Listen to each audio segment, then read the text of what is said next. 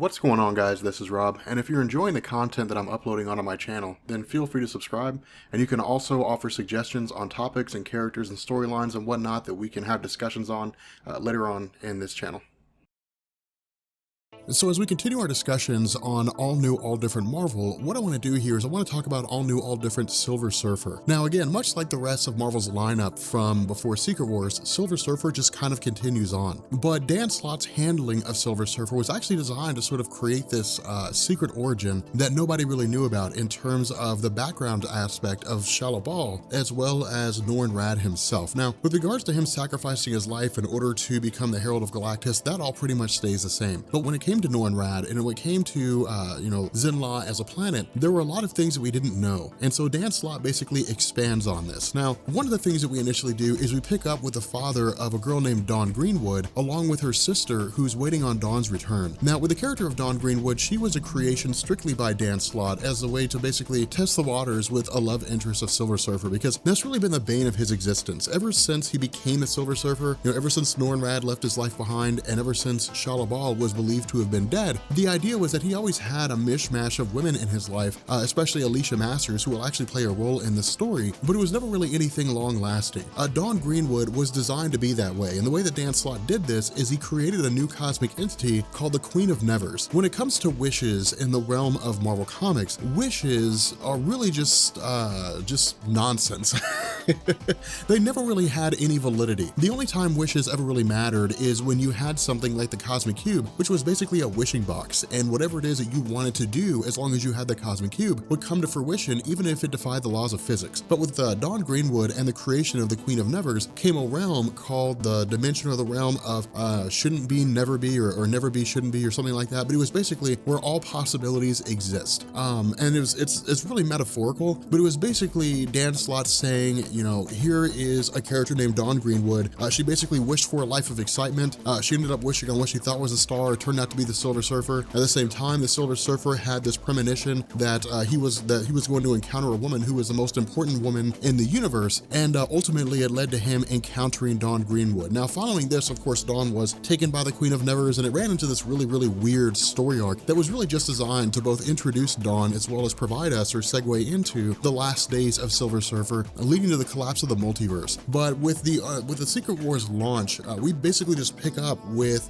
Silver Surfer as he's cruising the spaceways with Dawn, and so she's designed to kind of be this comedic element to his character, and it was designed to take the concept of Silver Surfer and basically make it funnier than it had been in the past. And so what we have here is this circumstance whereby the father of Dawn, her twin sister Eve, they're basically waiting for Dawn's return, but then the planet's suddenly met by the arrival of a race of aliens. So the race of aliens say that they're effectively going to take everything that the world values. They're going to take everything that people hold on to, which is basically just like memories, music, TV shows, different things like that, and they quite literally take the substance that makes these things and pull them away. And the result is that while this is happening, Silver Surfer and Dawn basically step in, and of course are able to fight these aliens off, and they're able to send them on their way. Now, the device that these aliens are using initially strikes a chord with the Silver Surfer because he believes he's seen it before, but the aliens are basically forced into retreat, and of course Silver Surfer and Dawn head back to Earth in order for Dawn to basically visit her family, and that's all this really is. The first half of the story is really just Dawn spending time with her family, spending time with her father, spending time with her sister. It's also, Norrin Radd becoming acclimated to the world as it exists in terms of spending more time with normal people. But the problem is that almost immediately after this happens, these threads of memories, these threads of stories, these threads of everything that makes up culture on the planet Earth begin to become stripped away. And where Silver Surfer goes and he attacks these aliens a second time, and he's able to fight them off, successfully, he also comes to the realization that this device is again something that he needs to investigate because he knows, or at least he has an idea of what it is. Now, exactly what this device is something that we find out here in a minute, but what we do is we transition to a place called Planet Alanus. And in Planet Alanus, we of course have Ben Grimm. Now, with Ben Grimm, he had previously become part of the Guardians of the Galaxy. The issue here is that with Secret Wars, after Secret Wars, he was just kind of in no man's land, and no one really knew what to do with him. And so Dan Slott basically took over the character. He said, I'll grab Ben Grimm, I will give him purpose. Not only that, Ben Grimm has always had a very close relationship with the Silver Surfer, just by extension of the Fantastic Four. When it comes to Marvel Comics, the Fantastic Four, Galactus, and the Silver Surfer are kind of this trifecta of cosmic exploration and adventure. And so, that's one of the reasons why whenever there's a Fantastic Four story, Galactus is not too far behind in terms of making an appearance or being mentioned or somewhere along those lines. But where Ben Grimm crash lands on this planet, he's immediately met by the arrival of a person that declares themselves to be the keeper of the great truth. And so we don't know initially who this person is, but this individual is basically able to use their abilities to bend Ben Grimm to their whim to effectively turn him into somebody who's subservient. And so from here, we actually jump back to the past a little bit, and this is when this is when we get this sort of secret origin of Norrin Radd, in the sense that with Shalla-Bal and Norrin betrothed and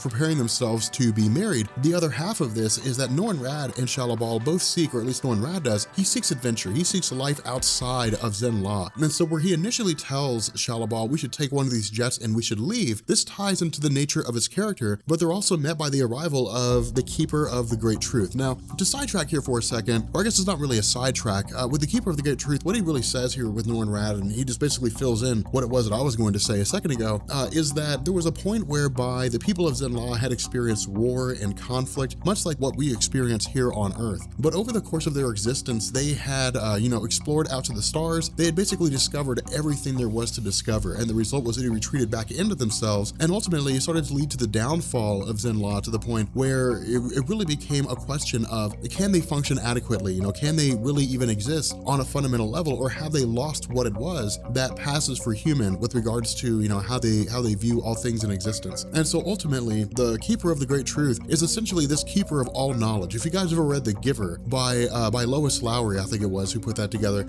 it's basically this circumstance whereby the Keeper of the Great Truth is basically the giver. He holds on to all the knowledge of the past of the Zenlavians and basically keeps it for their own records as a reminder of the dangers that they could find themselves falling towards if they ever went back to their more primitive ways. And so from here, Norrin Radd doesn't really recall a whole lot of this. He does to a degree, but that's really the only way he remembers this device. And so where, Dawn tries to take him out into the world and tries to show him, how great the world is, ultimately he says, we need to go find help, because what's getting ready to happen here is going to be something of immeasurable proportions. It's going to be a full-on invasion of Earth, and it'll likely lead to the destruction of everything that you know. And so alongside Dawn, because the Silver Surfer has been gone from Earth for so long, he doesn't know exactly what it is that's taken place. He doesn't know the superhero landscape as it exists now versus the way that it used to be. And so he immediately goes to the Baxter Building, because in his mind, the Fantastic Four are still around. The issue is that, as we know with Amazing Spider-Man, the Fantastic Four, or I guess Reed Richards and Susan Storm, are presumably out in the multiverse with Franklin basically making universes. And so we don't know what they're doing right now. We just simply know they're not here. Not only that,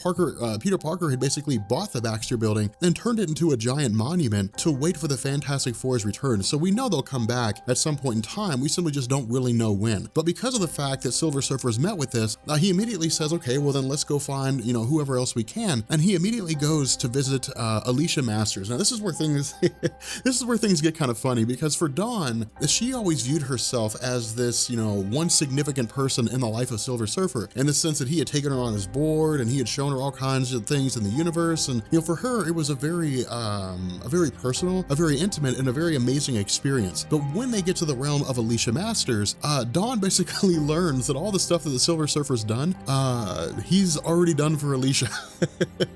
And so Dawn's basically, she has to face the fact that she's not the Silver Surfer's first. And I don't know if it makes any sense, but it's almost like a woman who goes on a date with a man, and he's the most charming guy in the world. He takes her to all these different places, and these places that he says are very near and dear to his heart. And then she comes across an ex, and the ex says, yeah, he did that same thing for me. And it's just one of those weird situations. And so there's really a lot of jealousy here on behalf of Dawn, because she views Alicia as the other girl. Not only that, we know from the history of Silver Surfer that he and Alicia Masters were romantically involved. The two of them were lovers after Alicia left Ben Grimm. And so because of this, Dawn is of the opinion that she may end up losing the Surfer to somebody else, to possibly even Alicia Masters. And so really, like, the dagger in the heart with this particular situation, with Dawn feeling like she's being played by the Surfer, the dagger in the heart is that she finds a ring, or at least we see the Silver Surfer giving Alicia Masters a ring. Now, the reason why the Silver Surfer does this is that so people can basically get a hold of him if they need to, but Dawn doesn't have one. Now, in truth, Dawn never needed one because she just traveled around with a Silver Surfer everywhere he went, whereas Alicia Masters was sitting in a Soho loft in New York, making clay models out of superheroes. So who only knew when she would need the Silver Surfer? But the idea here is that the Silver Surfer basically leaves the planet Earth and he travels to this giant green orb, which is a monstrous version or a giant version of the one, the smaller one he had seen in the alien spacecraft, and comes across what he recognizes as the Keeper of the Great Knowledge. But once he gets into, or once he begins to question this Keeper, of course he's attacked by Ben Grimm. Now, this is where things get a little crazy because Ben Grimm doesn't know what's going on. Ben Grimm is not of his own mind. And so initially we would think that Ben Grimm would make some kind of an argument that he doesn't want to attack Silver Surfer, but he's being made to. He would, recognize the Silver Surfer in some form or fashion, but Dan Slott plays it off like, Ben Grimm has no idea who the Surfer is. And so I guess a good portion of this story is really just, this Keeper of Knowledge effectively stripping Earth of its natural intelligence and effectively making it a new Zen law. Not only that, we actually learn that this Keeper of Knowledge, this Keeper of the history of the Zenlavians, is actually Shalabal herself, who has been reconstituted. Now, as far as I'm aware, and if somebody knows, they can correct me on this, but as far as I'm aware, this is the first time we've seen Shalabal post Secret Wars, and so it looks like she's been recreated, basically to just exist as kind of a foe, and that's really where the kicker of Secret Wars comes in, is it's kind of a free pass for Marvel to bring back the people that they wanted to bring back, and then to maybe change them up a little bit. We're not really given any information as to why. Marvel's simply like, here's just how she exists right now. Now, it may very well be that this is just designed to be this kind of huge love triangle between, Alicia Masters and Shalabal and the Silver Surfer, but what's really funny about this, is that with Dawn Greenwood, she initially, doesn't know who Shalabal is.